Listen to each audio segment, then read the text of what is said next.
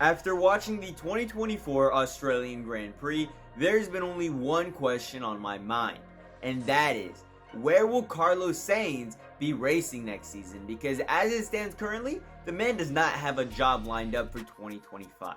No, right now he is on Team Ferrari with Charles Leclerc. However, come next season, Lewis Hamilton will be Charles's teammate and Carlos Sainz will be out of a job. Now, the reason I'm talking about Carlos is because of his performance in Australia, where not only did he get first place, but he won it in a dominant fashion. You know, very Max Verstappen-esque. And you could say the only reason that Carlos Sainz even won Australia was because Max Verstappen's car caught on fire, you know, a little bit of failure with the brakes and the engine. But I do believe that Carlos Sainz would have given Max Verstappen a great fight had he not, retired by the third lap. And I'd like to argue that Carlos Sainz would have probably still won Australia even if Max Verstappen had finished the race, because throughout his career, he just hasn't fared well down under. I don't know what it is, but when it comes to Australia, Verstappen either doesn't finish or he isn't as dominant as he is in every other circuit.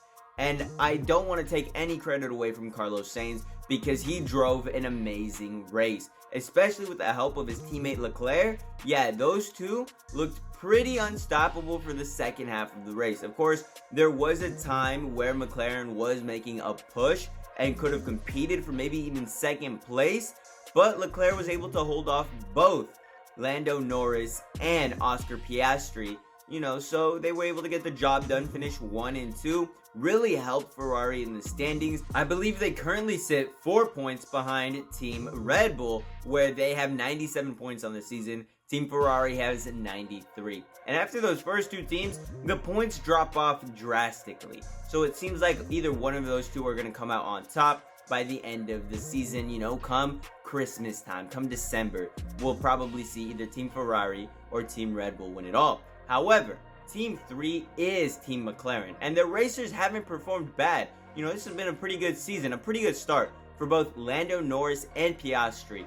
And after their finish in Australia, hopefully they will be able to build off some of that success. I mean, they only have 55 points on the season, but who knows? Maybe they'll be able to outperform Leclerc or Verstappen going forward. And maybe in China or Japan. We'll see.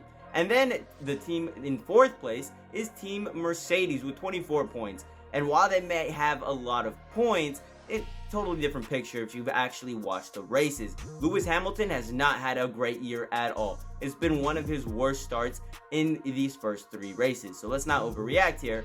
But not only has Lewis Hamilton got off to a slow start, his performance in Australia didn't help his case because he had to retire quite early on in the race due to engine failure.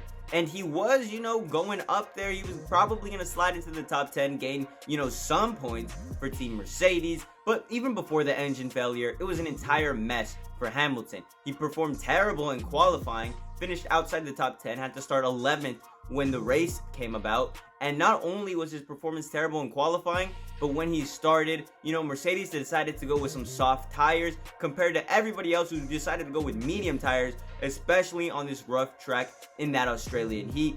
Terrible decision by Team Mercedes. Didn't work out. Lewis Hamilton had to pit early, and George Russell, oh my god. Lewis Hamilton may not have had the best race, but George Russell's wasn't any better. Like I said, he was performing very well for most of it, and then came the final lap.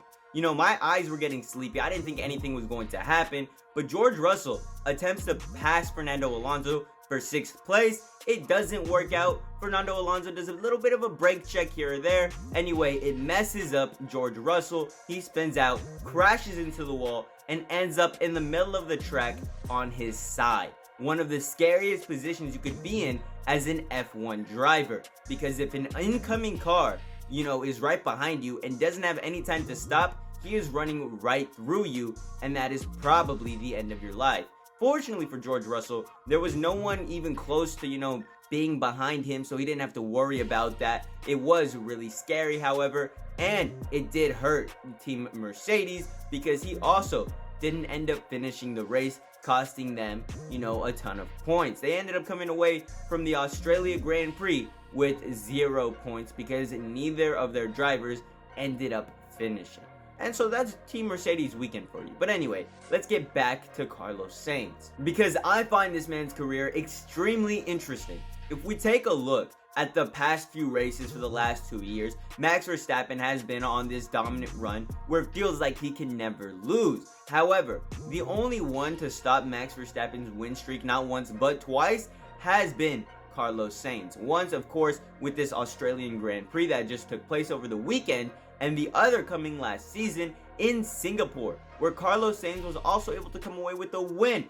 And so, Carlos Sainz has been pretty successful, especially these last few years, and Team Ferrari just doesn't seem to care. And I understand it. At the end of the day, Charles Leclerc is a better driver. He's really good. And then you were able to sign a 7-time world champion in Lewis Hamilton. You're gonna take up that offer. It's just, it's left Carlos Sainz on the outside looking in. And any other team, I'm sure, would be happy to have Sainz. However, he just hasn't been able to find a seat.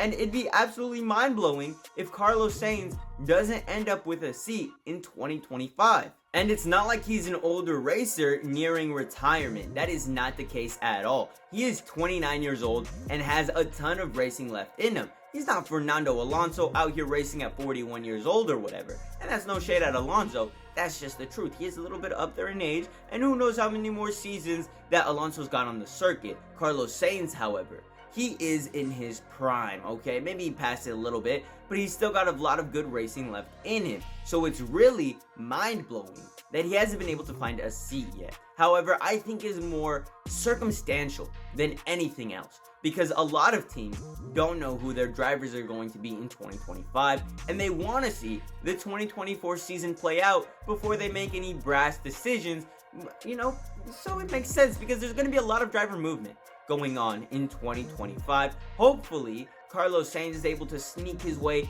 into a team and find a good spot for him. Because not only do I want Carlos Sainz to find a seat, I want him to find a good seat, alright? I don't want him to end up on any crappy team where the car is terrible and he just isn't able to perform at his best and kind of ruin his legacy, right? I want him to go to a solid team like a Team Mercedes, who's losing Lewis Hamilton come next season, maybe even Aston Martin, who I know wants to make some moves when it comes to their driver. I don't know if Lance Stroll is going to be there going forward, but who knows about Alonso, right? Anyway, that's about it for this week's video on F1 racing. I'm going to try and make a video every time a Grand Prix occurs this season, so we're looking at about 21 more F1 videos going on for the rest of the year. I'm really excited to see what happens in Japan, whether Team Red Bull will be able to bounce back or Team Ferrari will be able to ride this momentum. And if maybe, Lando Norris or Oscar Piastri is finally able to get a win on their career records, right? We'll see. There's a lot of interesting storylines going in to Japan 2024. So I'll catch y'all later. See y'all in 2 weeks. Much love. Deuces.